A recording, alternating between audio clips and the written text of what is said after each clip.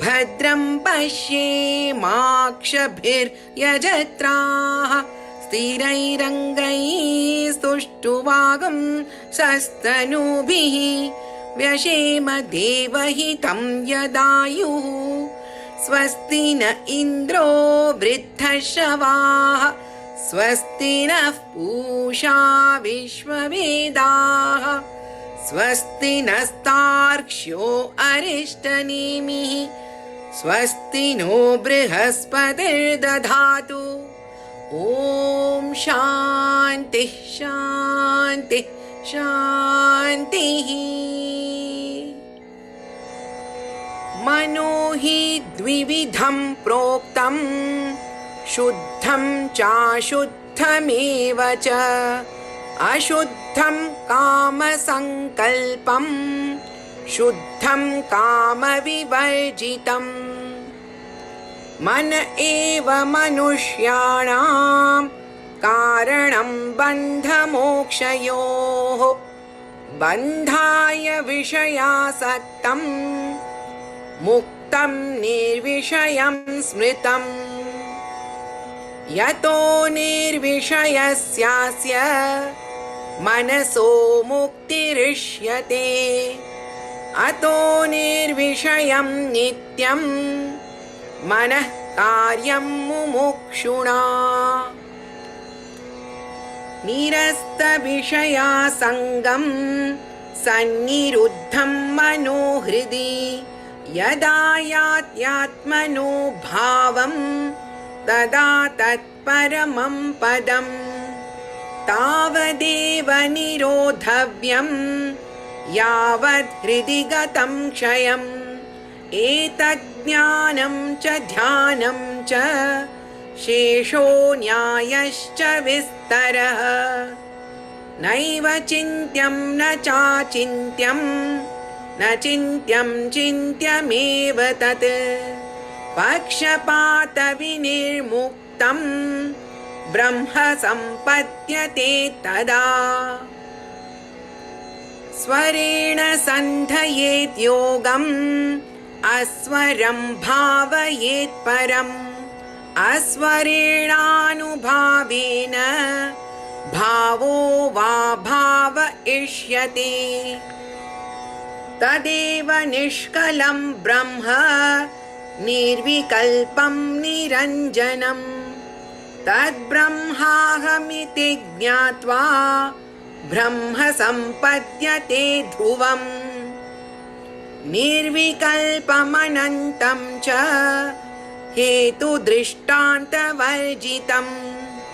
अप्रमेयमनादिं च यज्ञात्वा मुच्यते बुधः। न निरोधो न चोत्पत्तिः न बद्धो न च साधकः न मुमुक्षुर्न वै मुक्तः इत्येषा परमार्थता।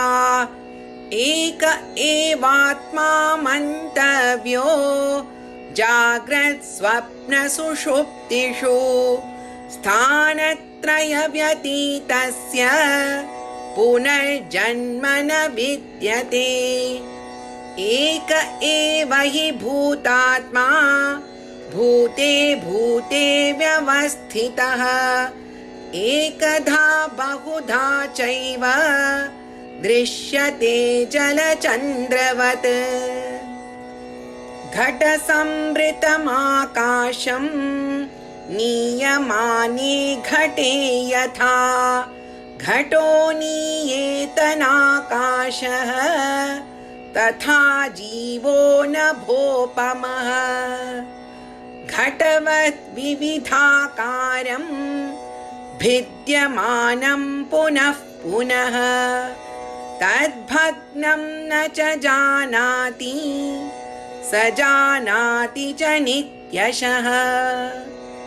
शब्दमायावृतो नैव तमसा याति पुष्करे भिन्ने तमसि चैकत्वम् एक एवानुपश्यति।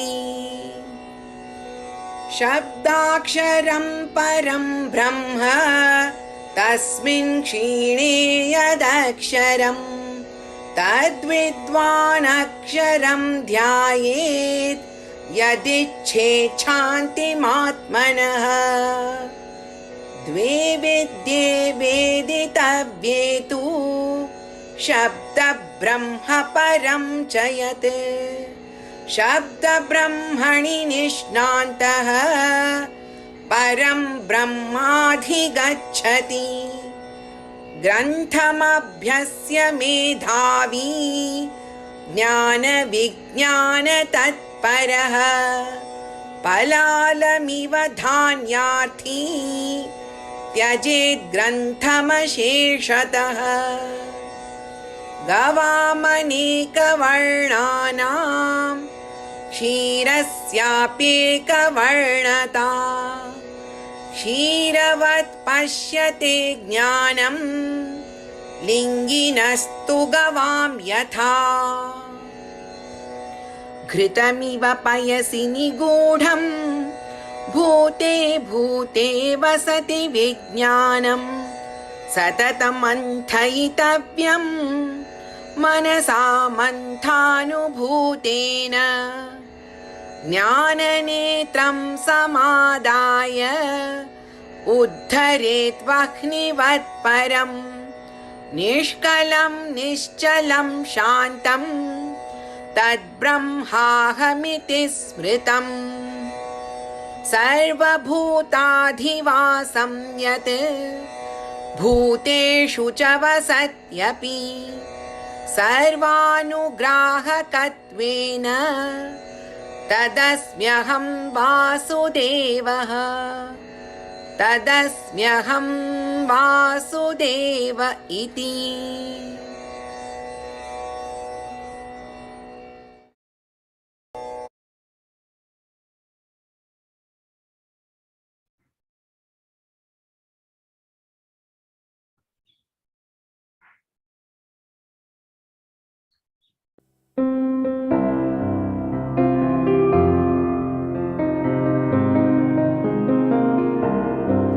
गुरुदेव तव महनीय कृपा गुरुदेव तव महनीय कृपा मेरे जीवन का अवलंबन है बस एक यही मेरा बल है गुरुदेव तव महनीय कृपा।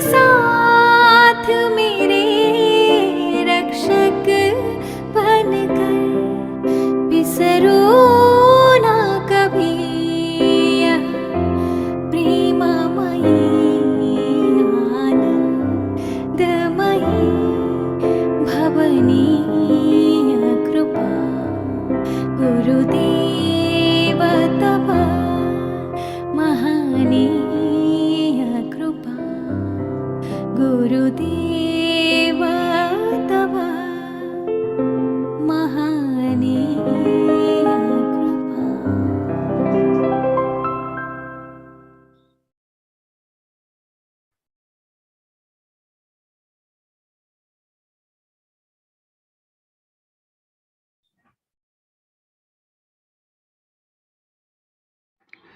Summary of Discourse 8. Mantra 9. Hetu Drishtanta Varjitam. It is beyond inference.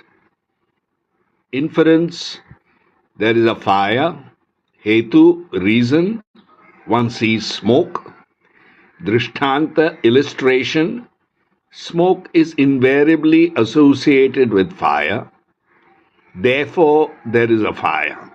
Hence, inference depends on perception and association. There is no perceptible indicator of the self. The self has no associations whatsoever. Inference depends on logic.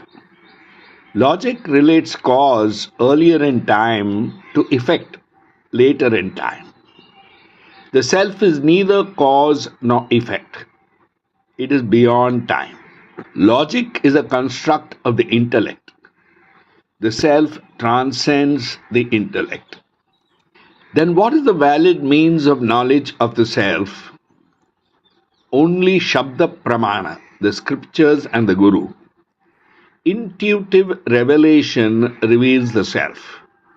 It is aparoksha anubhuti, unmediated direct experience. One knows the self by being one with it. Mantra 10. There is no world, no creation or dissolution. There is no bondage or one striving for freedom. There is neither liberation nor the liberated one. This is the state of the supreme truth. But the majority of people are convinced that the world is real.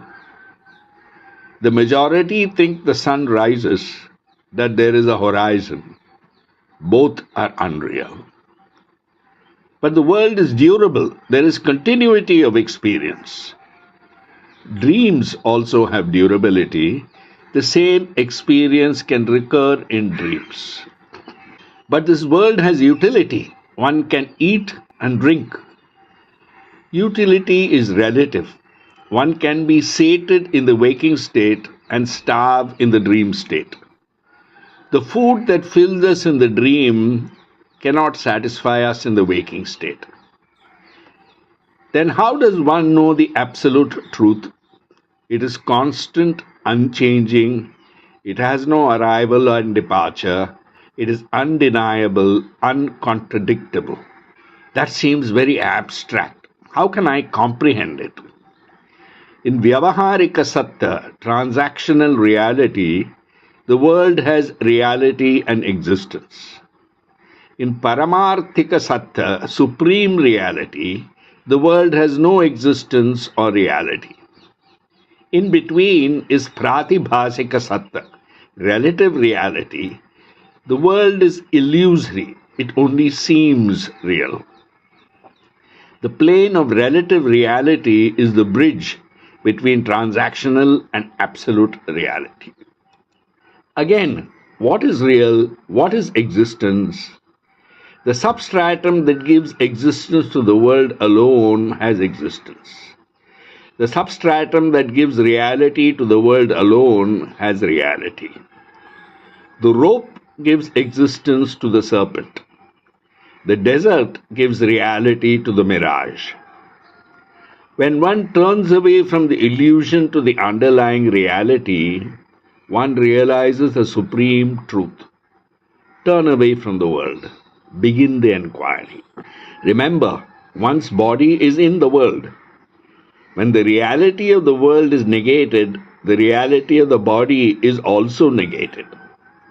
One cannot think that my body is real, but the world is unreal.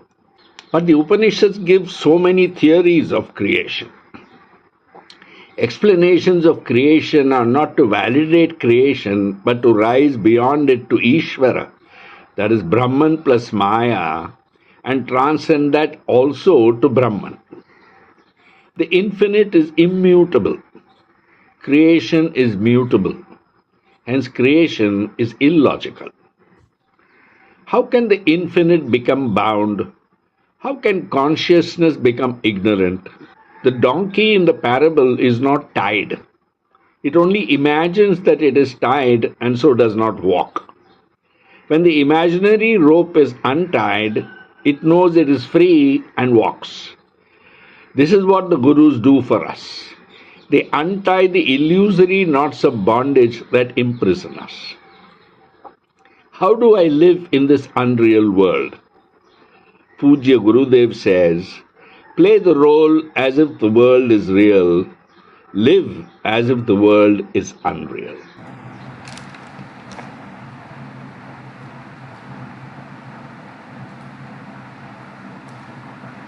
Hari Om Swamiji, pranams.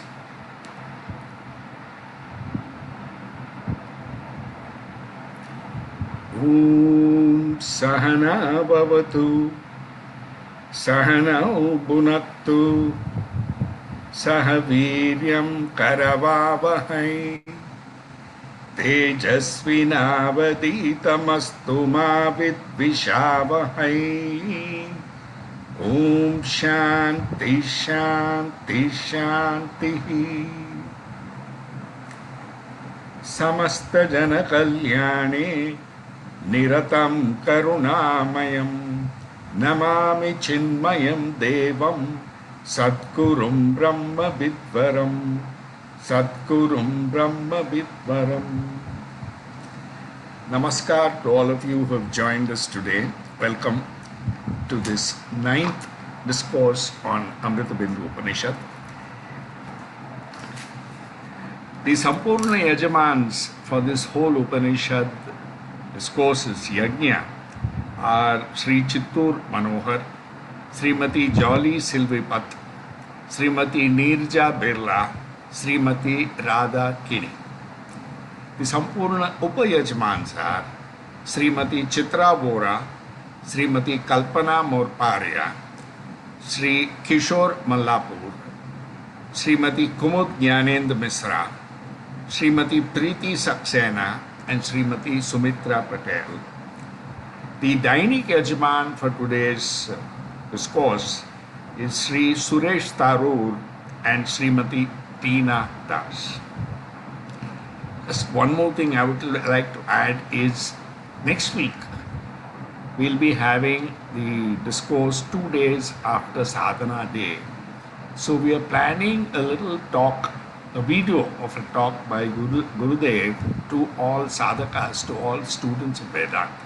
So please do log in time, 15 minutes before at 6:45 or even earlier. Hari Om. Swamiji, please continue to teach us.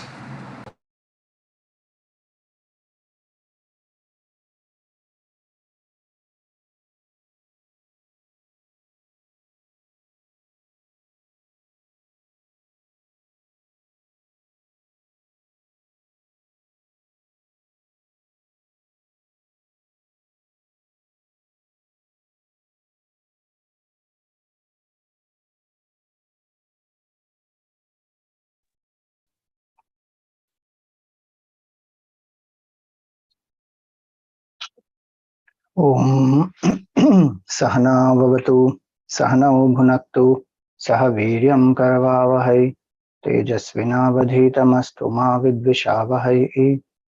Om Shanti Shanti Shanti. Om Sadashiva Samarambham Shankaracharya Madhyamam Asmadacharya Paryantam Vande Guru Paramparam Shruti Smriti Purananam Alayam Karunalayam Namami Bhagavatpadam Shankaram Lokashankaram Samastajana Kalyani Niratam Karunamayam Namami Chinmayam Devam Sadgurum Brahma Vidvaram Om Bhadram Karne Bhishrunuyama Devaha Bhadram Pashe Makshabhiryajatraha Sthirairangai Estuštuvagm Sastanubhihi Vyashema Devahitam Yadayuhu Swasti na Indro Vridhashravaha Swasti na Pusha Vishwavedaha Swasti nastarksho Arishtanemihi Swasti no Brihaspatirdadhatu Om Shanti Shanti Shanti. Hari Om, salutations to all. So we saw in the 10th mantra, na nirodho na cha utpattihi, na baddho na cha sadhakaha. There is neither creation nor dissolution, there is neither bondage nor liberation, neither a seeker nor a liberated one. Nammukshur navai muktaha iti esha paramarthata. This is the supreme state. So we saw that this paramarthika satta is the very goal to be realized. It is our true self. And of various means to know what is real, neither perceptibility, nor durability, nor majority, nor utility are the criteria to know what is real. So what is the criteria to know then what is real? Uncontradictability is the criteria. That which remains the same in all three periods of time, that is the truth. So now, how to know what is that which remains the same in all three periods of time? So the 11th mantra says that Eka evatma mantavyo jagrat swapna sushuptishu sthanatraya vyatitasya punarjanmana vidyate. Eka eva atma mantavyaha. One should contemplate on this. One should know this Atma, which is one alone. In what? In three states of awareness. Jagrat, Swapna, Sushupti. And one who goes beyond these three states, Sthanatraya Vyatitasya Punarjanmana Vidyate. There is no birth for that person.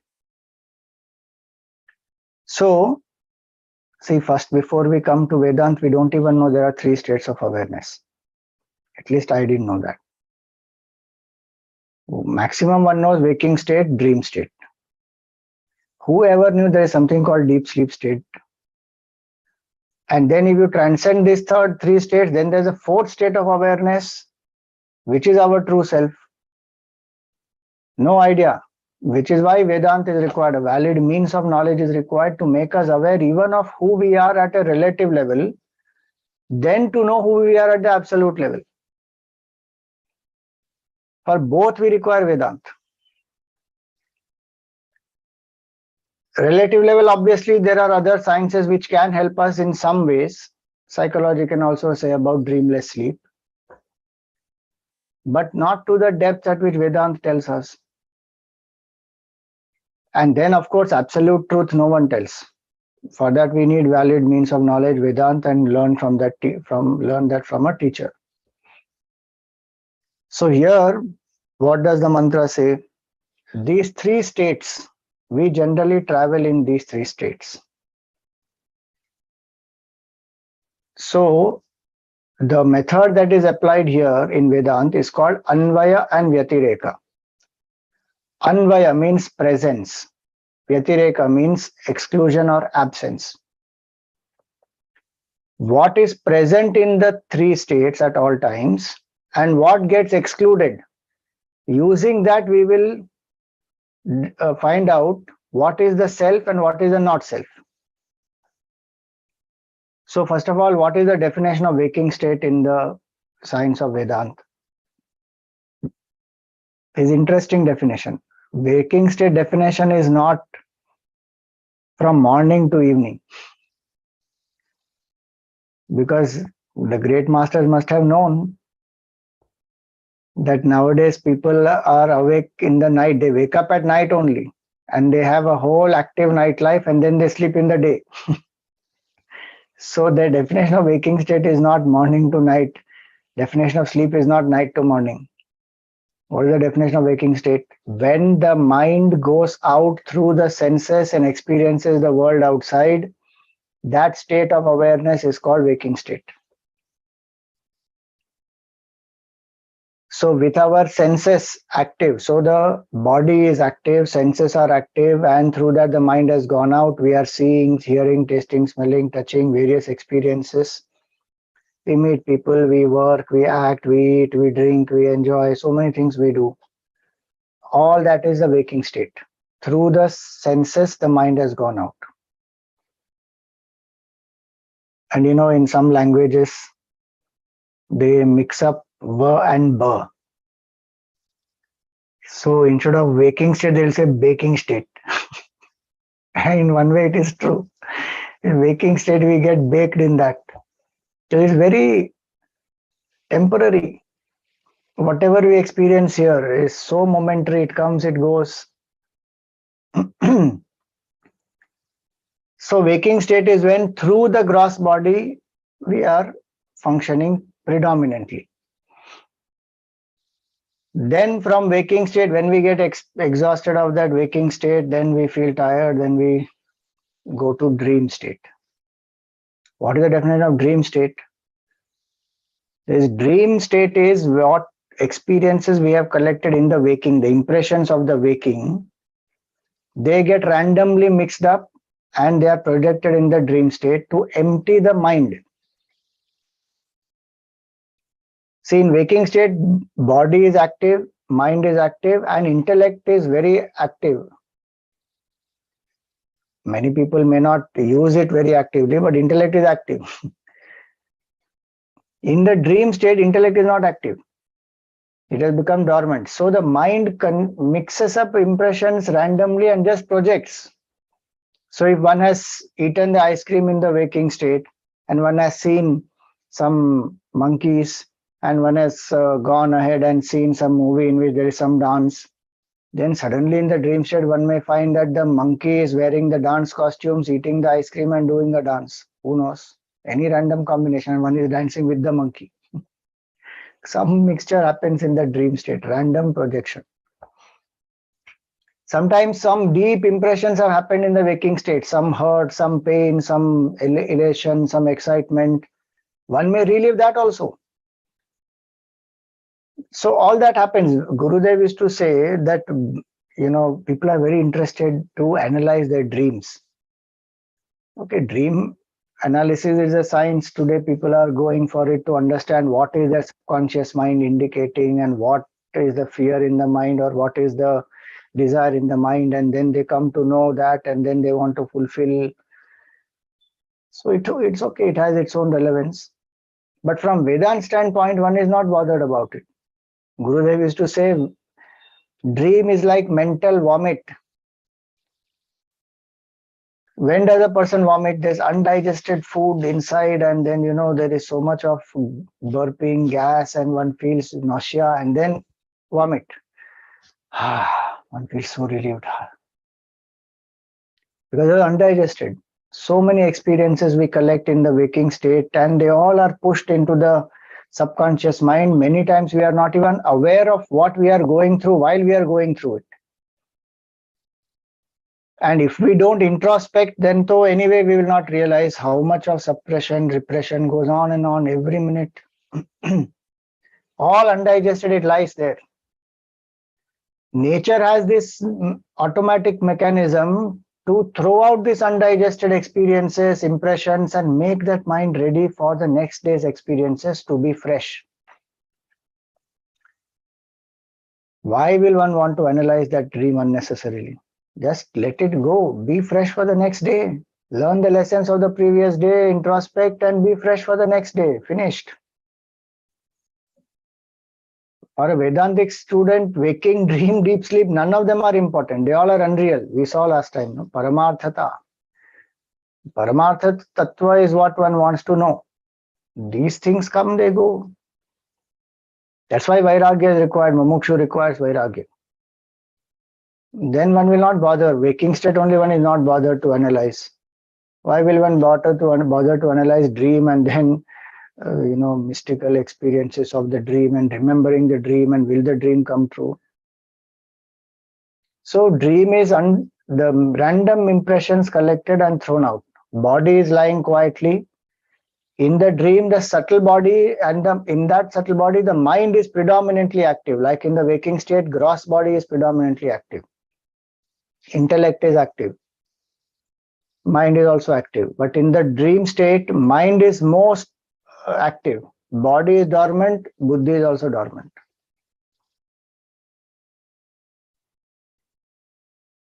And in the dream, one can take any identity also. It's not necessary that the same person who is in the waking state goes into the dream. One may have some experiences like that, and one may own it that this was my dream and all that. But one can change identities also. One suddenly becomes some tiger, some lion, some bird, some person. So very easily one shifts. Waking, dream, then comes third state is deep sleep or dreamless sleep. That mind which was active, that mind also becomes dormant. One is not aware of the body, one is not aware of the mind, not aware of the identity one is having, Mr. So-and-so, not aware of the buddhi. Then what is in that state? Ignorance is there. Vasanas are in unmanifest state. So that's a state of peace. Obviously, it is not peace of the self. It is what Gurudev used to say, he used to say that this mischievous children also, when they sleep, they are so cute, adorable. The moment that fellow wakes up, he brings the whole house down. It's like that. Everybody looks so innocent in the deep sleep. Why? Because that mischief maker, which is the ego, which is the mind, that is dormant. Now, very interesting is the external condition may be anything. The deep sleep of a king and the deep sleep of a beggar will be the same. No difference. Waking dream will be different, but deep sleep will be same because everything is unmanifest, goes into seed state. How much we are able to experience this deep sleep, to that extent we get refreshed, rejuvenated in the body, in the mind.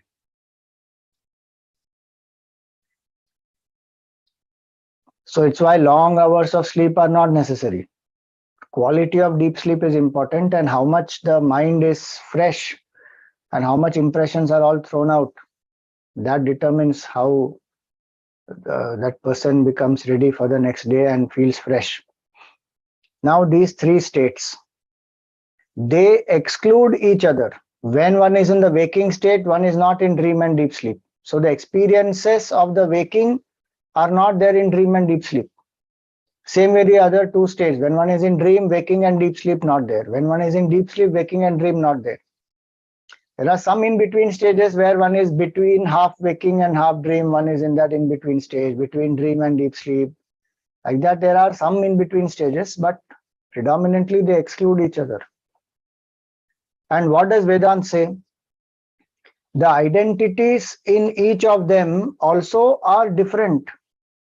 Consciousness identified with the waking state is called Vishwa. Consciousness identified with the dream state is called Taijasa. Consciousness identified with the deep sleep state is called Prajna. That is a generic name. Like right now, each one of us has a different name. But to say the individuality, what is the individuality called in waking state is Vishwa. So everybody who is in waking state is Vishwa. That's a generic name. And who is that Vishwa? Consciousness, which is infinite, identified with one body is Vishwa. We should not forget that consciousness, which is infinite. So this Vishwa, Taijasa, Prajna are different from each other. Each state contradicts the other.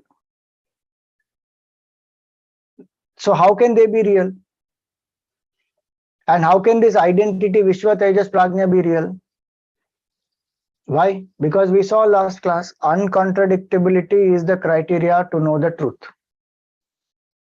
That which remains the same in 3 periods of time, that is called the truth. What remains the same in all 3 periods of time? I am. That remains the same. So in waking state, I may say, I am happy, I am sad, I am tall, I am dark, I am young, I am successful, I am failure, all that. Same experience what one has had in the waking. In the dream state, one takes up some different identities and again goes through different dreams. And then one says in the dream that I am this, I am that. And then in the deep sleep, when one is in the deep sleep, one obviously doesn't know one is in the deep sleep. Upon waking up, one recollects, oh, I slept like a log. I had such a peaceful sleep. I knew nothing what was happening around me. I was so blissful. So, who is that I? Identified with that waking state, one is Vishwa, Taijasa Prajna, but that small I, which keeps changing in waking state also, it changes every minute. That's why people keep asking again and again, how are you? How are you feeling now? Are in one day, why are you asking so many times? I used to feel very weird in the beginning when people keep asking. Once you ask in the morning, how are you doing? All well, bus finished. Every time you are meeting again, how are you feeling now? Why? But then I understood, oh, people go through. In 1 minute they are fine, next minute they are crying, third minute they are again laughing, fourth minute they are scared. It keeps on changing. So in waking state itself, the mind keeps changing so much, the identity keeps changing.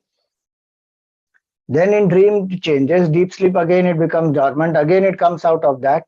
All these changes which are happening to this small I, there is one common factor which is supporting all, otherwise I will never remember. The same entity of the waking went into dream, again went into deep sleep. That Jiva, who is that Jiva? What is that entity which is common, which is supporting this Jiva? That is a real I. That remains all the time. That is called Anvaya. Anvaya of the self and Vyatireka of the 3 states. And the entity going through 3 states. So if we do this Viveka, that in my experience, what remains common in all the changing experiences of waking, dream, deep sleep?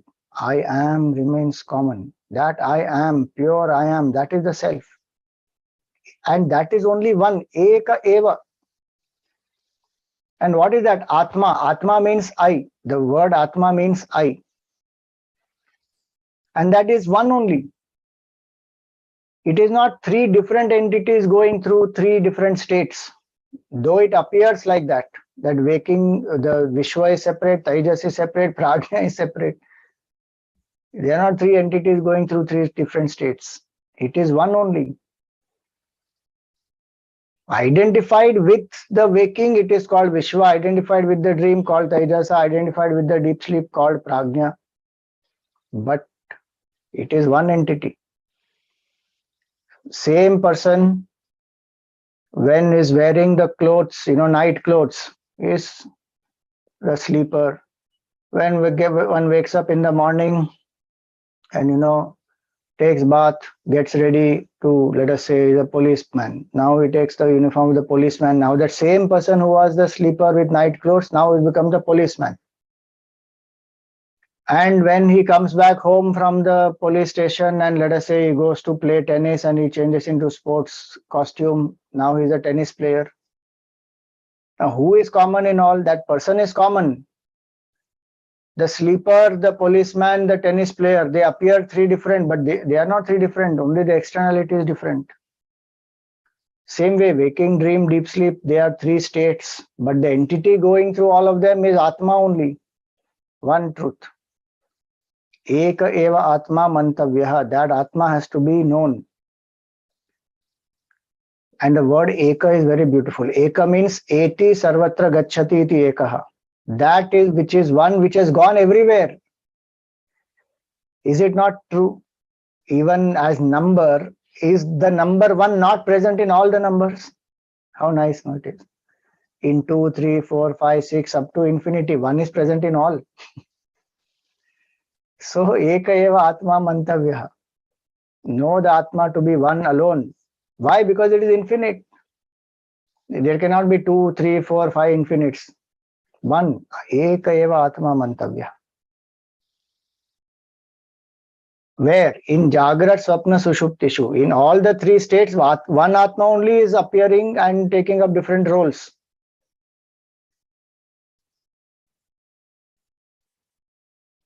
If I recognize that one Atma, then that Atma is a substratum. This waking, dream, deep sleep, they come and they go. Nothing happens to that Atma.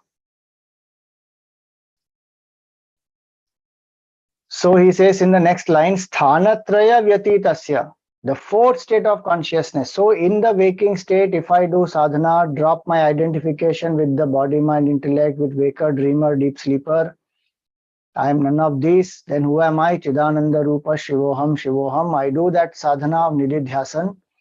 Then one goes beyond the three states. Please remember, sadhana can be done only in waking state. Though there are people who want to do sadhana in sleep and deep sleep and dream. So they ask, Swamiji, why should we meditate only in sitting posture? Can we not do horizontal meditation? We cannot do. We'll go up to sleep. Consciously, sadhana can be done only in waking state. If somebody says that my sadhana has become so deep that even in the dream I remember the name of Bhagavan, japa continues and all that, that is ajapa japa, that's a different matter. That because you did in waking state only that happened. So in general, sadhana can be done in the waking state to go beyond waking, dream, deep sleep. Samadhi avastha. So when one does that sadhana, one transcends, then sthanatraya vyatitasya. When this person goes beyond these three states, what will happen? Punarjanmana vidyate.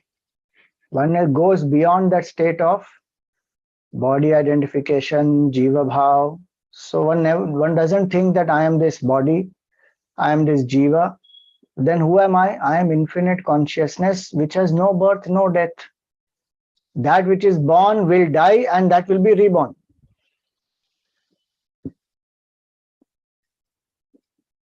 That which is unborn, there is no birth for it, there is no change in it, there is no death in it, there is no rebirth in it. That is the Atma, that is the self. So once one understands this,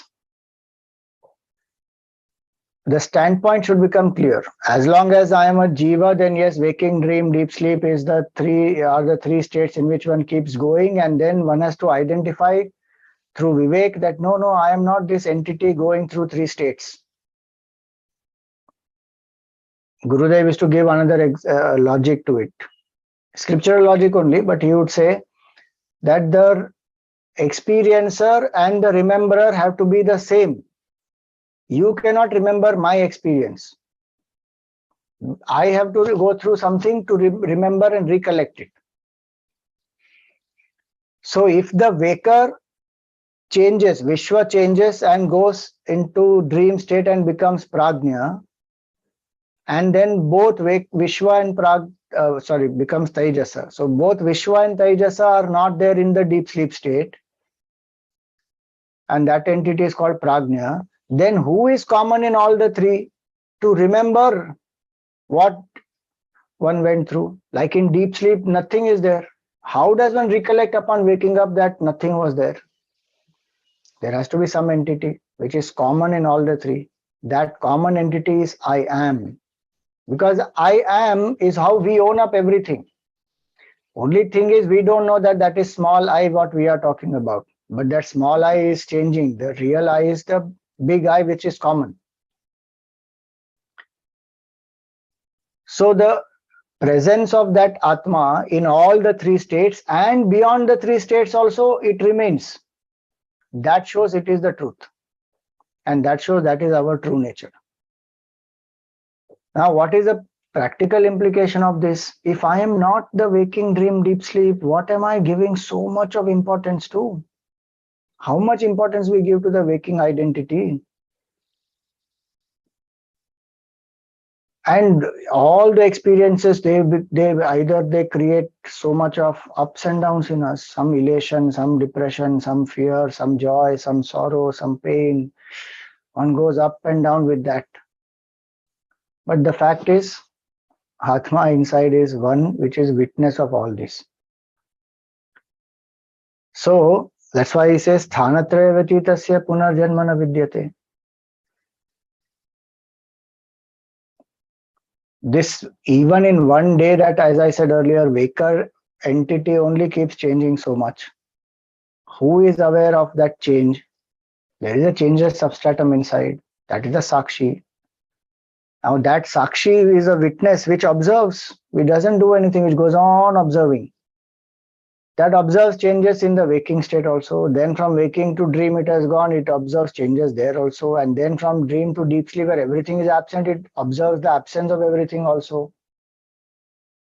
That is the real I. And hence, very, very important it is to understand this, that at a relative level, waking, dream, deep sleep are there. That is only at a relative level, what we have seen earlier. Vyavaharik level and Pratibhasik level. That Vyavahara, we have to understand, is relatively real. It is illusory. It is not absolutely real. Paramarthik Satya is something else. So, how much reality we give to our experiences, that much real they will be. If we give so much importance to our joys and sorrows and make them very real, then that's where we will feel. If we learn to step back and say, I am a Sakshi, this entity is going through, I am not this entity, I am the illuminer of it, then we don't get affected that much. Forget even Sakshi level.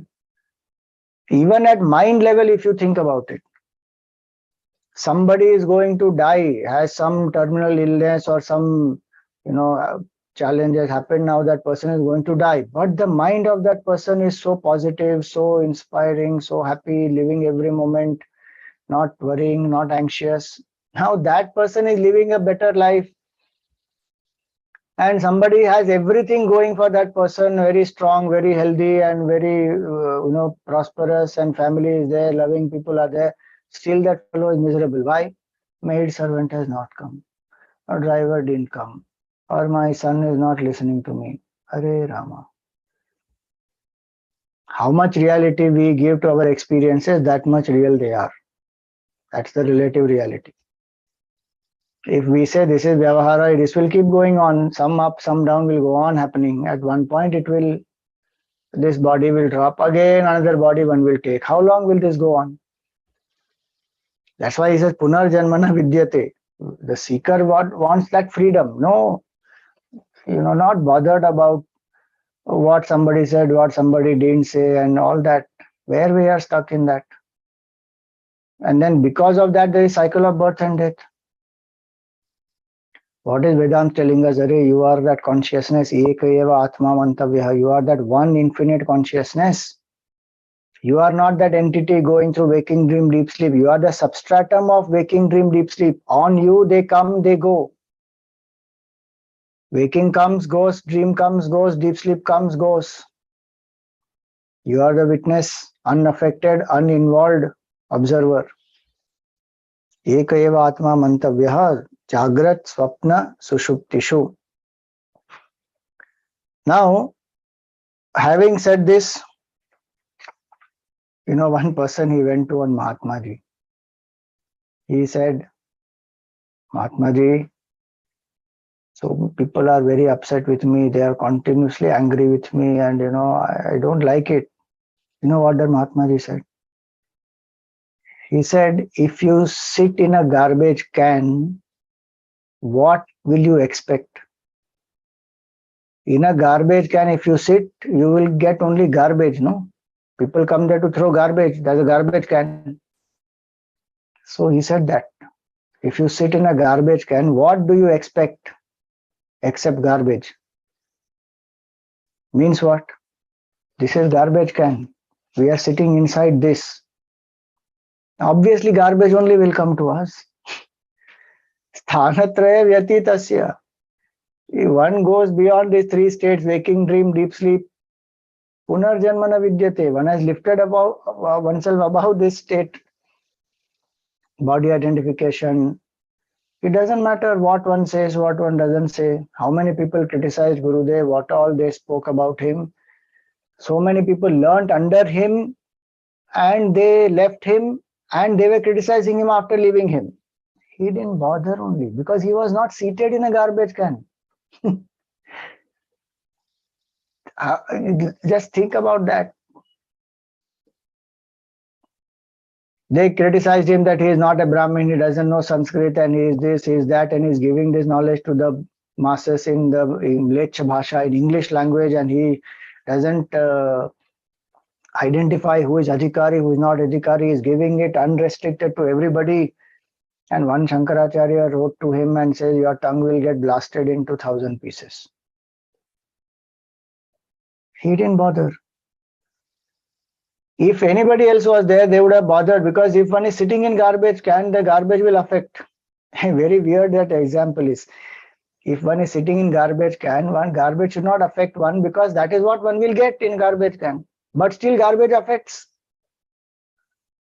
How weird is that, no?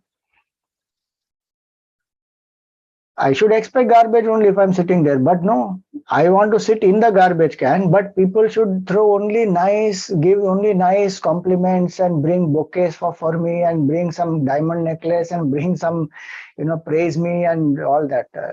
Sitting in garbage can, how will we expect that? Every time you see garbage can, remember.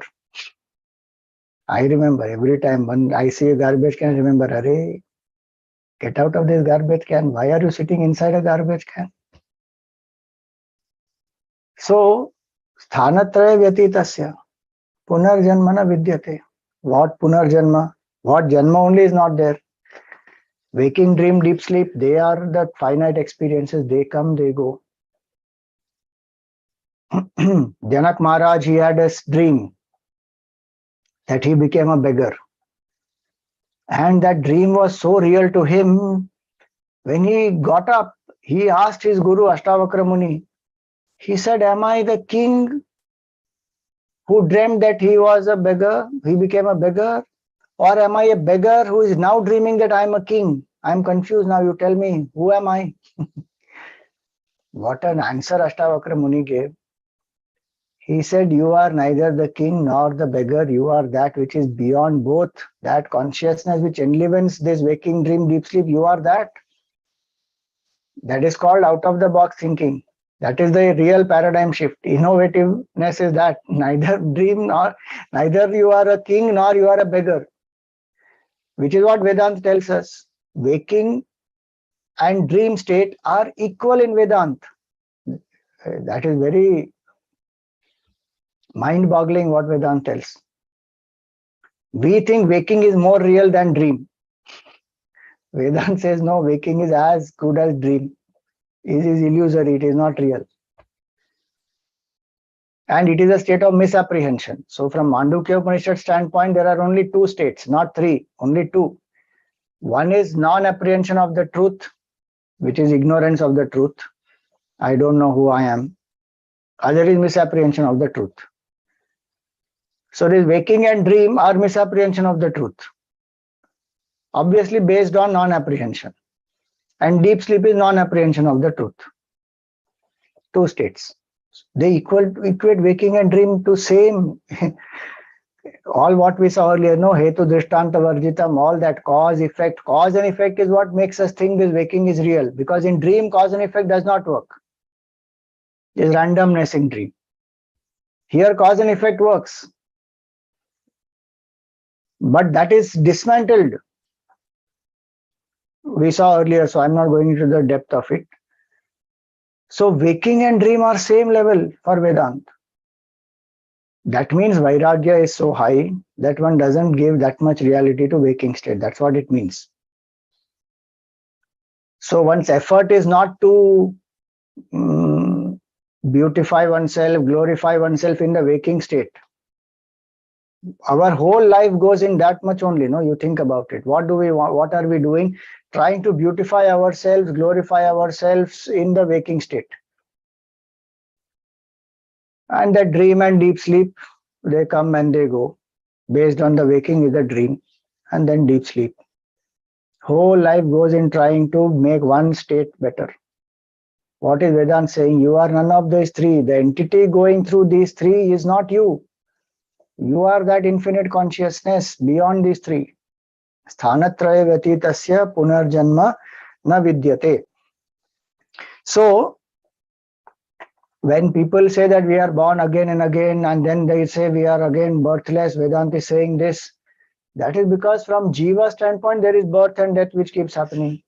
As long as I'm identified with the body or the Jiva Bhav, birth and death is there, continuous. But in my absolute nature, there is no birth and death. So that is this Atma. Eka eva Atma mantavyaha. Now, if this Atma is one, then why there are so many individuals? Why there is so much of plurality? Now you see here, the 12th shloka explains that. Eka eva hi bhutatma bhute bhute vyavasthitah ekadha bahudha chaiva drishyate jalachandravat. Eka eva hi bhutatma. The Atma in all the Bhuta. We are called Bhuta. And Bhuta, don't think ghost. Bhuta means that which is a being made up of Panchamahabhut, space, air, fire, water, earth. So all the beings. So Bhuta doesn't mean only human being. All the beings. The Atma is Eka, one in all of them. Eka eva hi Bhutatma. Bhute bhute vyavasthitaha. In each being, the Atma which is there is the same. Ekadha bahudha chaiva. As many beings may be there, but it is still one. How? Drishyate jalachandravat. How the reflection of the moon happens in the multitudes of buckets which are kept there. So, this is called Pratibimba Vaada in Vedanta. Pratibimba is reflection. So, the theory of reflection, Pratibimba Vaada.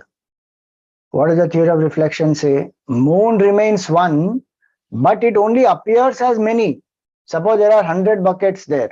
The 100 buckets will have 100 reflections, and it will appear that moon is 100. Moon has not become 100. Moon is one only.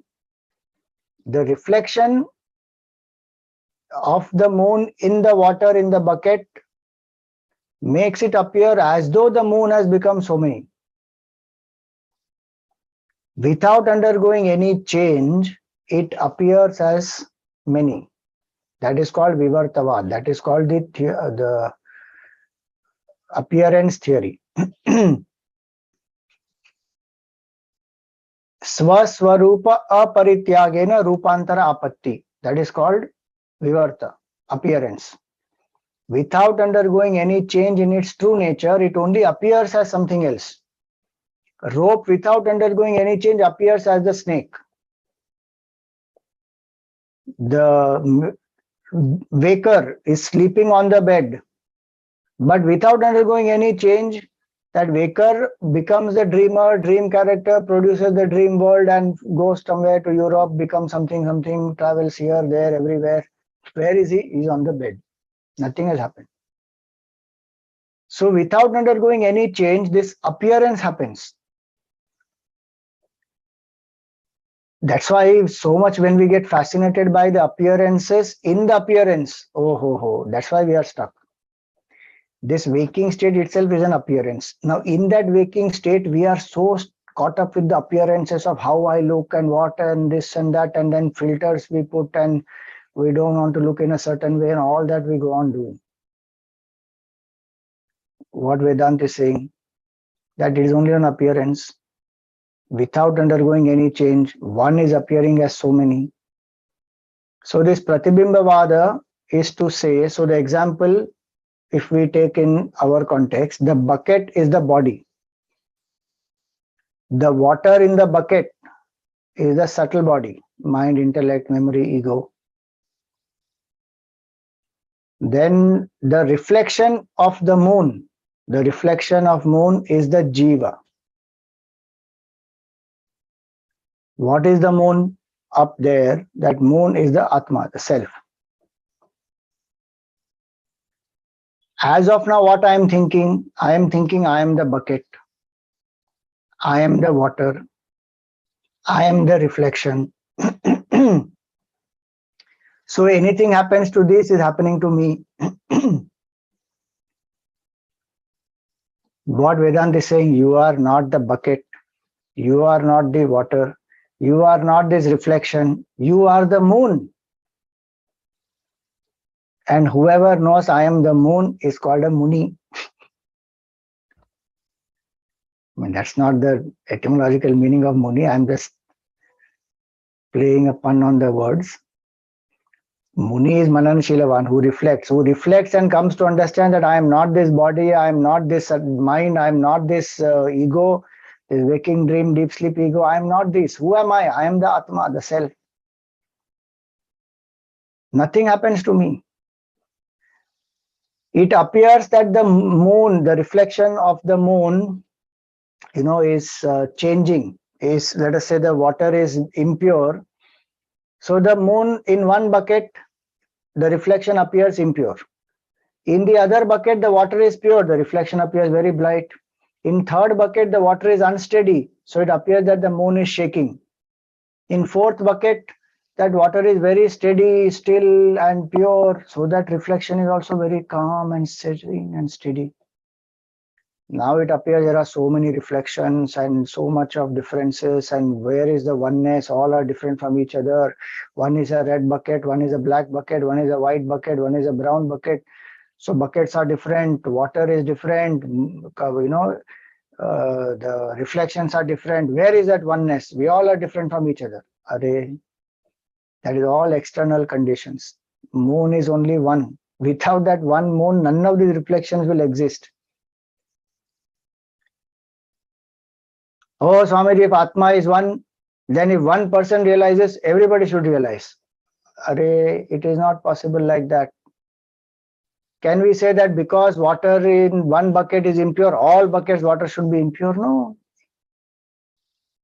Moon is one, but the condition of the buckets are different. One is a small bucket, one is a big bucket, one is a drum, one is a tank, wherever it is, one is a lake. So the capacity may be different in each to hold some water. The mud and the purity, the impurity, all that is different in each one. That doesn't prove that the self is many. Just because there is plurality doesn't mean that the self is also so many. Because Sankhya philosophy thinks that way. For Sankhya, every individual is a combination of Purusha and Prakriti, and Purusha of each individual is different. There is not one Purusha in all of them. Purusha is different in all. Vedanta says that is not possible. Then Purusha becomes finite. And also here, we understand that all this is just an illusory reality. The absolute reality is only one absolute pure consciousness. So, bucket of water, the quality of water, that determines only the reflection quality. Actually speaking, reflection also is same in all. That's a limitation of example. The difference is because of quality of water and the size of the container. That's limitation of example. Don't bring that into picture. So the reflections appear different, buckets different, water different. So we find somebody's mind is very pure, somebody's is impure, somebody has a lot of fear, somebody is extremely happy, somebody is equanimous, somebody is very impulsive. Different people are there, different beings are there. And we are right now talking only of human. Like that, there are all the beings, plants, birds, animals. So many creatures are there. In all of them, Atma is the same.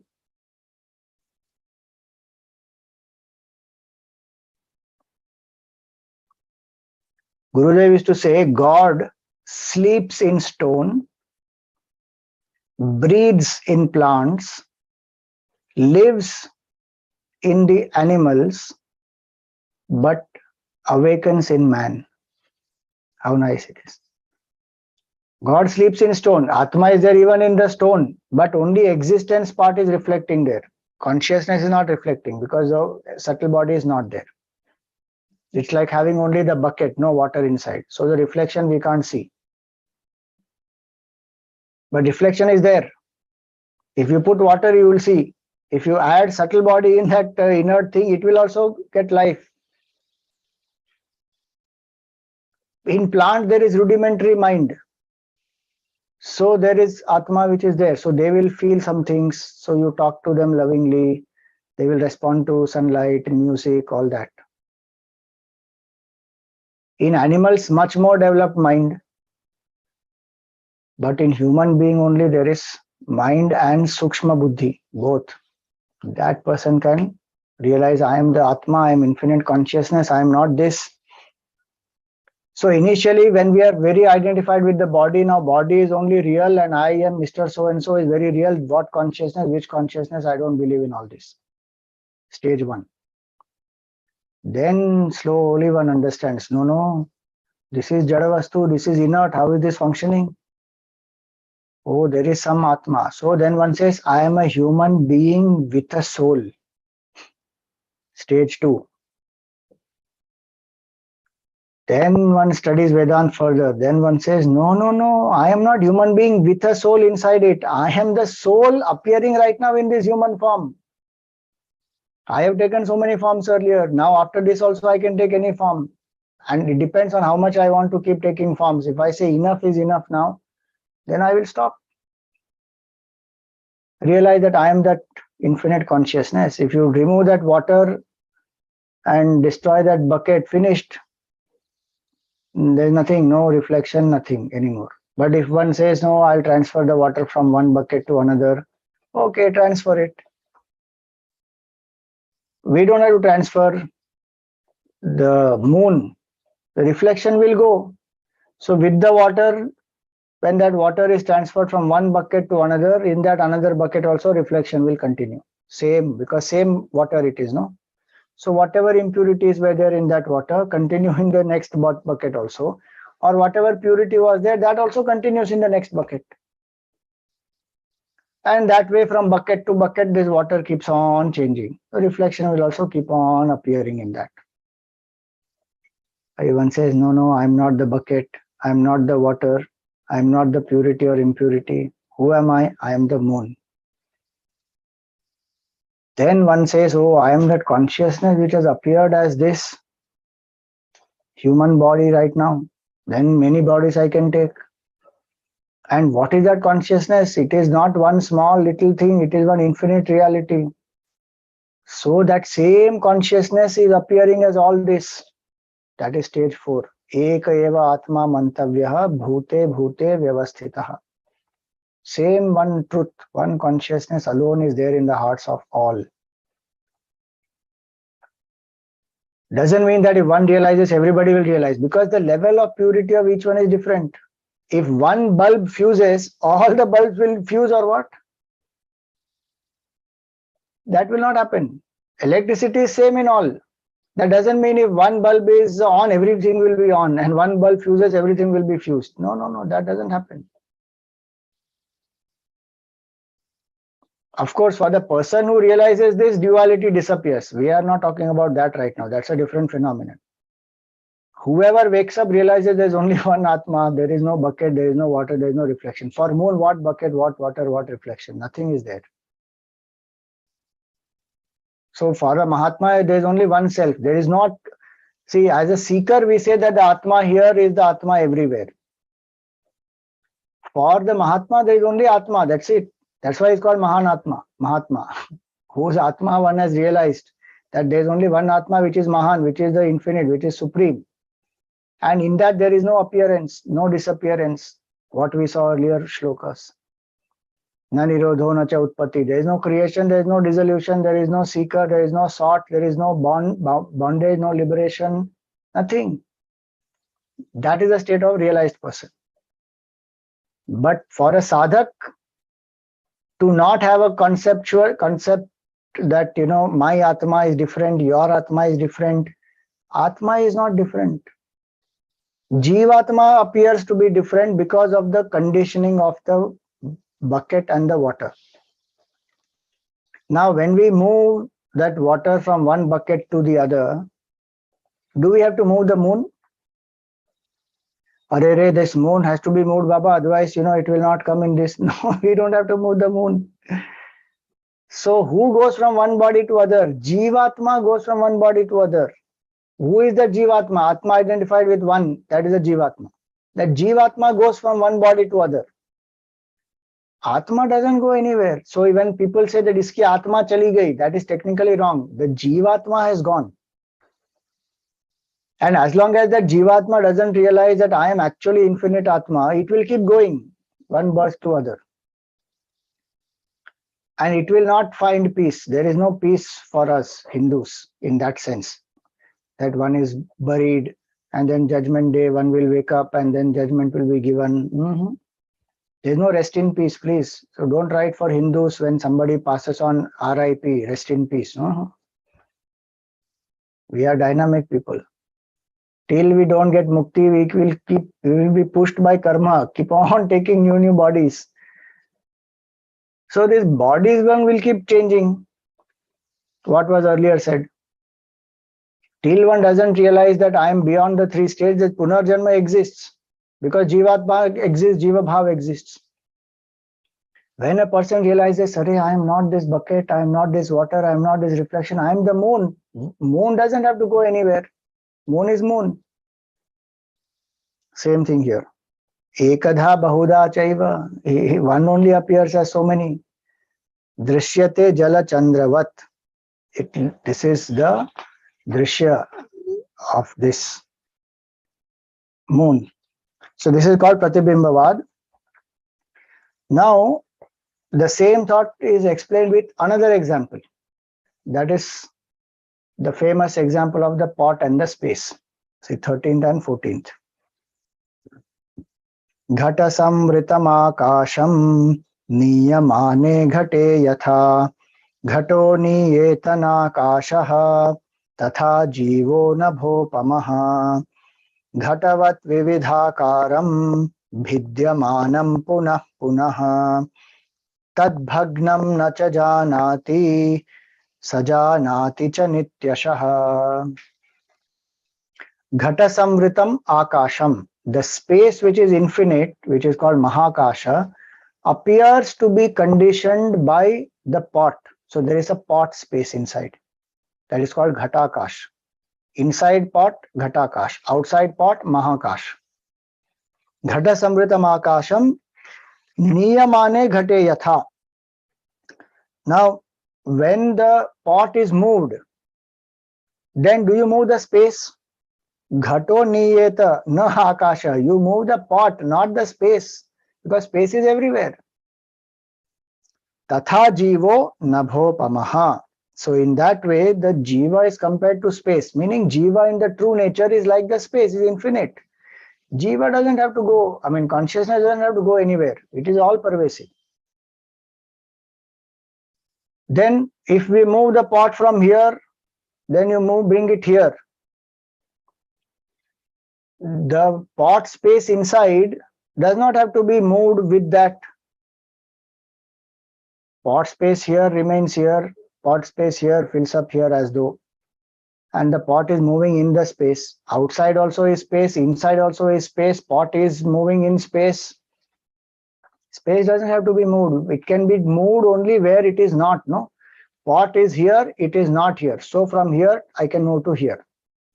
But space is already everywhere, so we can't move it. Atma is already all pervasive. It cannot be moved. So Ghato niyeta na akashaha tatha jivo nabhopamaha. Hence, jiva in its true nature is like the space, all pervasive. Now I am thinking that I am this one individual with one little consciousness inside, and there are so many individuals like this, so many consciousnesses. It is not like that. It's not that so many pot spaces are there. There is only one space. The division is only apparent, it's not real. That division is only from standpoint of the pot. Space doesn't have any divisions actually. Space has no direction also.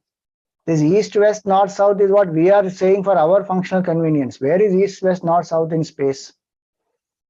Space is beyond direction. There is no division in space. Room space, bathroom space, puja room space, kitchen space. That is our functional division.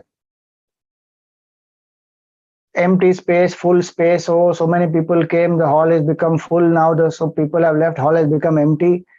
Space never fills up. Space never becomes empty. People can come. People can go. They can move around in space. Nothing happens to space. Same way here. So ghatavat vividhakaram vidyamanam puna puna. So in that way, there are different sizes of pots. One is a small pot, one is a pitcher, one is a cup, one is a saucer. Different things one makes out of mud. And it appears that the space occupied by each of them is different. And their color is different. Their designs are different. Some painting is done is different. Some is terracotta pot. Some is ceramic pot, some other is some other pot, whatever it is. All that is only variety of pots. There is no change in the space. Ghatavat vividhakaram. Akara is for the pot, not for space. Now vidyamanam punah punaha. Again and again, if we break the pot, make new pots, etc., then what happens? Tad bhagnam nacha janati sajanati cha nityashaha.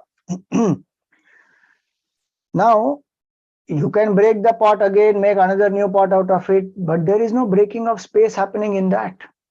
If somebody says, oh, space also got broken, or space doesn't get broken. The form got broken. And with that, another new form can be made. Again, space will be there in that. Nothing happens to space. Same way here.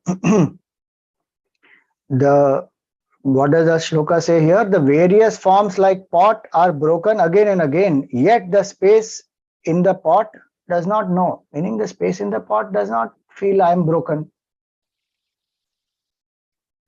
But he, the self, in the case of the individual body, always knows. See, the space inside that pot, obviously space is inert, so it doesn't know anything. But we feel I am going to die. Destruction of the body doesn't destroy us. Destruction of the body is like destruction of the pot. And just like that pot, when it is destroyed, one can again put water in that mud and whatever it is, make the mixture again and make something else out of it. This is Jada Vastu, this is inert matter. Again another body will come from this only. But the Atma which is there, that doesn't get destroyed at all. But one who does not know that, feels that with the destruction of the pot, I am also destroyed. That doesn't happen. Pot gets destroyed. Space never gets destroyed. So the more one contemplates on this, the more one realizes that pots are created in space. The beauty of this example is, even when the pot is there, does the pot ever create a division in space? It is incapable of creating a division. The division is only apparent, it's not at all real. There is nothing called pot space. There is only space, full stop. So the division is not real. There is no pot space inside the pot and then Mahakasha outside. So Mahakasha, one part of it is gone now from that Mahakasha. Now it is occupied by the pot. So pot has taken it up.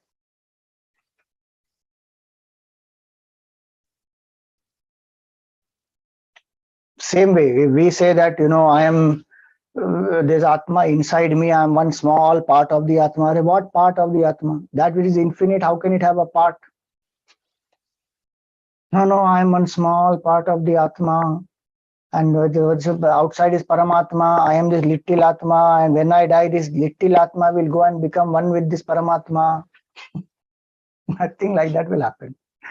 If Paramatma was infinite, if Paramatma is infinite, that Paramatma cannot produce any parts. He's not some assemblage of all parts put together and one small part has separated from him and now we have to go back to that small part, has to go back to the big part. At one level of evolution, one may say that if you come to Vedanta, all that is gone. Because where is the, how can there be this thing, divisions in that which is infinite? That space which is everywhere, all pervasive. How much ever buildings one may make, big buildings, or one may have small pots, or one may have some, long flower vase, whatever one may do, nothing will happen to that pot as a space. Same way, Atma is one infinite consciousness. Even when these bodies are there, nothing has happened to the Atma. Atma is still infinite. It's not that Atma has got conditioned by this body and now the Atma is inside, now it is trapped in the body, now it has to be released out of the body, and sadhana is to release this Atma and make it one with Paramatma. None of that. Atma is one which is infinite. Even when the pot space is there, it is only the real infinite space alone. There is no pot space actually, which is what we have to meditate. That I am not this pot, I am infinite space. I am not the pot, I am not the pot space. Who I am infinite space. There are no boundaries in me. Boundaries belong to this BMI. BMI is matter, BMI is perishable, it will change. I am not that. So there may be hundreds and thousands of pots, but still Atma is only one. Now inside the pot, one may have milk pot, somebody sugar pot, somebody honey pot. That is all what is the inside content of the pot. But the space inside is the same.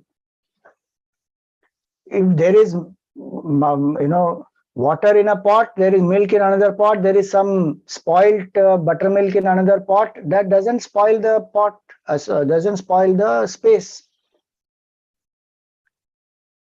Oh, Swamiji, then why sadhana is required if that doesn't affect the space? Sadhana is required because only through a pure mind we can recognize this fact. Impure mind can't recognize this fact. That we have seen earlier. The pure mind is that which is detached from objects. Impure mind is attached to objects. So attached to objects, we will run outside. We will not realize this self which is infinite inside and everywhere around. We will not know that. So sadhana has to be done to purify. When we purify the mind, we will realize, oh, I was never impure. I am the beyond purity and impurity. I am infinite consciousness. I am not the pot. I am not the content of the pot. I am not the pot space. Who am I? I am infinite space. Pots are born in me, stay in me, they die in me. Nothing happens to me. I am that space which accommodates everything else. I am that consciousness in which everything arises, stays, falls, but I am not affected by anything. So these examples are worth meditating upon. And one should contemplate that who am I? I am this pure consciousness, infinite like the space. Now, is it necessary to destroy that pot to know that the space inside is infinite? It is not necessary to destroy. That is called Jnana Drishti. If I can understand very clearly, one is freed. One knows that I am not this space trapped inside this pot. I am infinite space. For that, the destruction of the pot is not necessary. Destruction of the body is not necessary. Destruction of identification with the body is necessary. That false identification is in the head. So that has to go. That's why it was said, Naiva Chintyam Nacha Chintyam Achintyam Chintyam Eva Tat. It has to be thought of as the subject, not as an object. So one destroys the false identification that I am not this body, I am not the object, I am not anything external. I am the consciousness which is enlivening everything else. I am the pure subject. So that way one has to contemplate and drop the false identification. Destroying the pot, destroying the mind is not required. Automatically, one transcends the false identification, one will realize I am infinite. The destruction of pot example given here is only to say that with the destruction of the pot, the space is not destroyed, but we think that destruction of the body, I am destroyed. That is our ignorance. So now, two beautiful Vadas we saw today. One is the Pratibimba Vaada, another is the Avaccheda Vaada. Both these are to make us realize that the self in me is the self in all, and there is only one self, and that is indestructible, absolute, pure consciousness, beyond waking dream and deep sleep, beyond birth, change and death, and beyond rebirth also. So for today, we will stop here.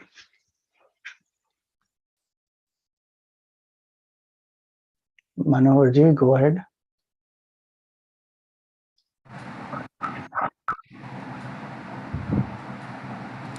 Hari Om Swamiji.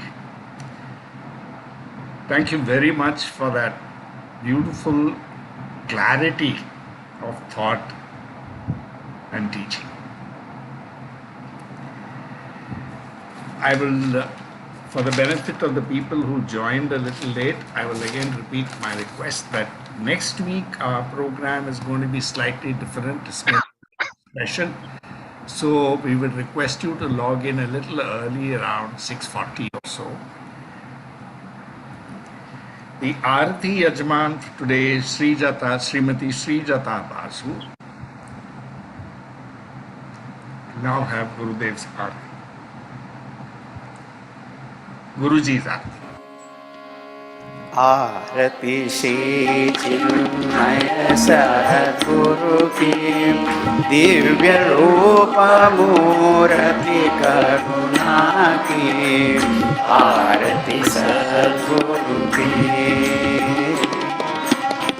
चरणों में उनके शांति समाए शरणागत की भ्रांति मिटाए पाप ताप संताप हरने की आरती श्री चिन्मय सद्गुरु की आरती सद्गुरु वेद उपनिषद गीता को गाया धर्म सनातन फिर से जगाया शुद्ध नीति प्रीति शंकर की आरती श्री चिन्मय सद्गुरु की आरती सद्गुरु की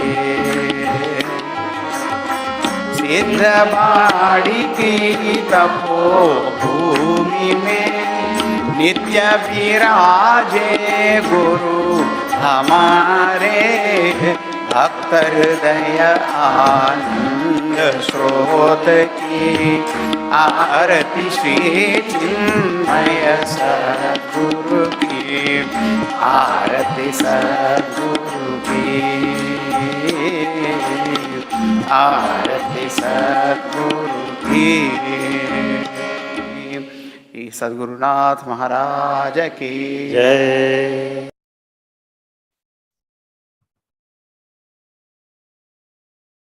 Okay, any questions? So, no questions. So we have on 3rd August, as was said earlier, Sadhana Day.